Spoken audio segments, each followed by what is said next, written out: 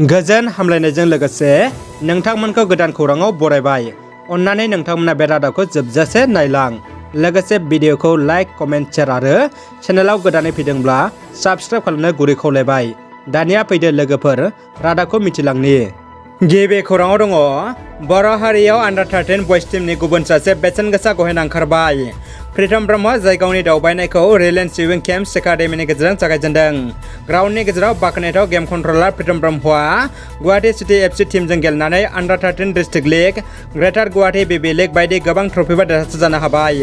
गुवाहाटीनि थागिबि महेन्द्र बर'नि अनजालु फिसाज्ला प्रीतम ब्रह्मआ गावनि गेलेनायनि दावबायनायाव दावगालांनो हाथों आरो गावनि जिउ दानायजों लोगोसे जोनोम हादोर आरो बर' हारिनि मोजां मुं लाखिनो हाथों अननाय आरो बाख्नायनाय बावहरनाय जाबाय। आसाम आरो अरुणाचल प्रदेशनि सिमा जेंनाखौ लानानै नामसाय गोरोबथा। गोबाव समनिफ्रायनो सिमायारि जेंनाखौ लानानै गुलाय-गुजाय सोमजिबोनाय आसाम आरो अरुणाचल प्रदेशनि सिमा जेंनाया माखासे सुस्रांजाबाय।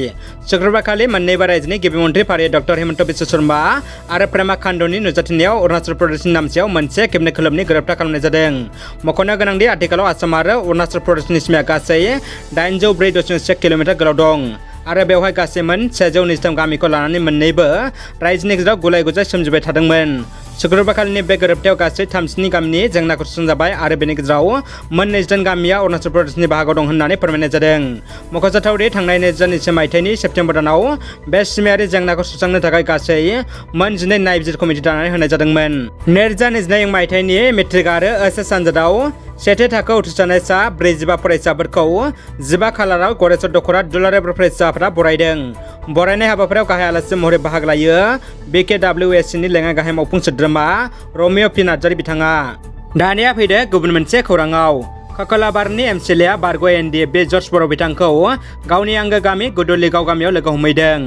बाक्सा जिल्लानि ककलाबारि बियाबनि बेन्दोङाव गोग्लैनाय गुदुलिगाव गामियाव जोनोम मोननाय जर्ज बर' बिथाङा हारिनि थाखाय रन्जन दैमारिनि दैदेननायाव गोलाव बोसोर गावनि आंगो गामि, नखर, बाय बाहागि गासैखौबो गारनानै मोनसे समाव एनडिएफबिआव थानानै हारिनि खामानि मावबोदोंमोन। बिथाङा जेलाव 10 बोसोर थानानै दिनै गावनि आंगो गामियाव फैनायखौ खौरां मोनना बिथां एमसिएलए मन्टु बर'जों लोगोसे ककलाबारि ब्लक इउपिपिएलनि आफादगिरि गाहाय नेहाथारि आरो Ranjalu Basumatary, Musalpur district land advisory बर्डनि चेयारमेन बिथांमोनाबो जर्ज बर' बिथांखौ लोगो हमहैयो। बाक्सा जिल्लानि मुसलपुरनिफ्राय लण्डनसिम नारें लेबु दैथायहरदों। नीलाचल एग्र' प्रडिउसार कम्पानि लिमिटेडनि बानजायनायजों 4,000सो नारें लेबुखौ इंलेन्डनि राजधानि लण्डनसिम दैथायहरदों। ट्राइबेल हारिया जौगानायनि बेरेखा नङा, नाथाय ट्राइबेल बेल्ट एन्ड ब्लकखौ खहा खालामनानै राजधानि गायसननायखौ गनायनो हाया होनना सिसिटिउआ बुंदों। दिनै आसामनि सोलोंथाइ मन्थ्रि डक्टर रनज पेगुआ सिसिटिउआनि दैदेनगिरिफोरखौ तेजपुरनि गणभवनाव थानाय आसामनि फाइनेन्स डिपार्टमेन्टआव हांख्रायहरनानै सावरायलायो।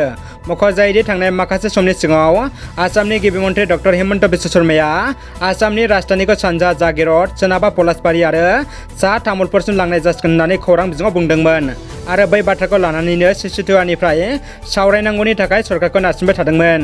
बेखौनो दिनै सिसिटिउआ ट्राइबेल हारिया जौगानायनि बेरेखा नङा, नाथाय ट्राइबेल बेल्ट एन्ड ब्लकखौ खहा खालामनानै राजधानि गायसननायखौ गनायनो हाया आरो आसामाव रायजो जानाय ट्राइबेलफोरा जेरावखि थाया मानो बै ओनसोलफोरखौनो हानि पाट्टा होनांगौनि थांखिफोरखौ लानानै गुवारै सावरायलायो। बे सावरायनायाव एबसुनिफ्राय लोगो गाहाय नेहाथारि दिनेश ब्रह्म, सुबुं फोनांजाब नेहाथारि आबिद नार्जारि आरो क'क्राझार जिल्ला एबसुनि गाहाय नेहाथारि काम्पा बसुमतारीजों लोगोसे सिसिटिउआनि लोगो आफादफोरा बाहागो लायो।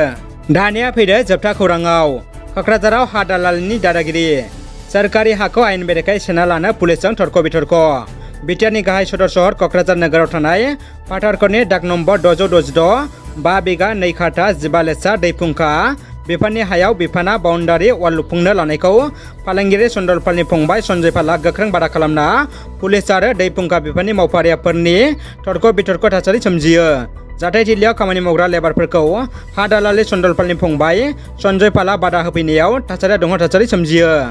जाथायथिलियाव क'क्राझार सार्कोलनि बिबानगिरि राहुल फुकन आरो दै फुंखा बिफाननि एक्जिकिउटिभ इन्जिनियार राजु ब्रह्म आरो दै फुंखा बिफाननि मावफारियाफोरजों थरख' बिथरख' जानायनि उनाव हा दालाल सन्जय पालआ जाथायथिलिनिफ्राय खारलाङो। मख'नो गोनांदि दै फुंखा बिफाना सोरखारनि हाखौ माब्लाबाबो हगारनो हाया होनना हुमखि होयो। रादाबा एसेनोसै लोगोफोर। रादाबखौ जोबजासिम नायनो थाखाय नोंथांमोननिसिम गोजोननाय आरो साबायखर बावबाय। गोजोन्थों।